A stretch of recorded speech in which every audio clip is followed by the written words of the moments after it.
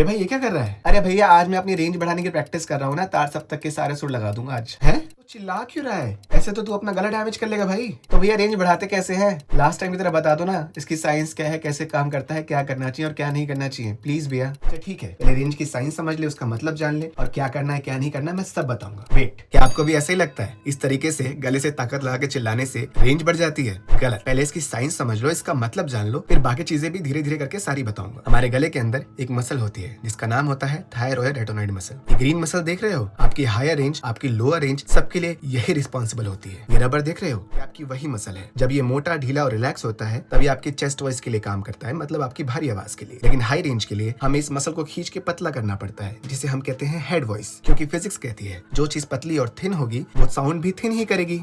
इसे एक और एग्जांपल से समझेंगे। जब भी आप मिडिल रेंज में कुछ भी गाते हैं या बोलते हैं तो आपके गले की मसल एक सेकंड में 240 बार हिलती है। लेकिन जब आप उसी चीज को हायर ऑक्टेव में ऊपर गाएंगे, ऊपर बोलेंगे, तो आपके वोकल कॉर्ड्स को एक सेकंड में 480 बार हिलना पड़ता है। यही इसकी साइंस है और इसी तरीके से गला काम करता है। अब साइंस तो जान ली, पर वोकल रेंज का मतलब क्या होता है एग्जाम्पल से समझेंगे। मान लीजिए नुसरत फतेह अली खान साहब जगजीत सिंह जी के स्केल से उनका गाना गाएं तो कैसा साउंड करेगा, और सेम इसका उल्टा मान लीजिए कि जगजीत सिंह साहब नुसरत फतेह अली खान साहब के स्केल से गाना गाए तो कैसा साउंड करेगा। अब इस एग्जाम्पल का मतलब क्या है मैं आसान भाषा में समझाने की कोशिश करूंगा। आपको ये समझना पड़ेगा हर इंसान का गला अलग है, उसकी रेंज अलग है, उसकी टोनल क्वालिटीज अलग है। तो रेंज का मतलब ये बिल्कुल भी नहीं है कि मैं डी शार्प स्केल से या किसी भी स्केल से उसका अति तार का सा छू लूं तो ही मेरी रेंज अच्छी मानी जाएगी, और ना ही ये है कि मैं ए स्केल से गाकर उसका अति मंद्र का सा छू लूं तो ही मेरी रेंज अच्छी मानी जाएगी। पर इसका मतलब क्या है, आप सी शार्प स्केल से रियाज करते हैं पर वो आपका स्केल ही नहीं है, और आप उससे अति तार का पंचम धैवत निषाद लगाने की कोशिश कर रहे हैं, तो बस आप कुछ नहीं कर रहे, अपना गला खराब कर रहे हैं। एक सही रेंज का मतलब ये होता है कि आप अपने नेचुरल स्केल से मंद्र के पंचम तक जा सके और तार के पंचम तक जा सके एफर्टलेसली। ये एक मिनिमम क्राइटेरिया होता है। तो सबसे पहले आपको अपनी रेंज ढूंढनी पड़ेगी कि मेरी रेंज क्या है। अगर आपको रेंज ढूंढने में प्रॉब्लम होती है तो भी मुझे बताइए, लेकिन हाँ, एक्सरसाइज के जरिए और सही टेक्निक के जरिए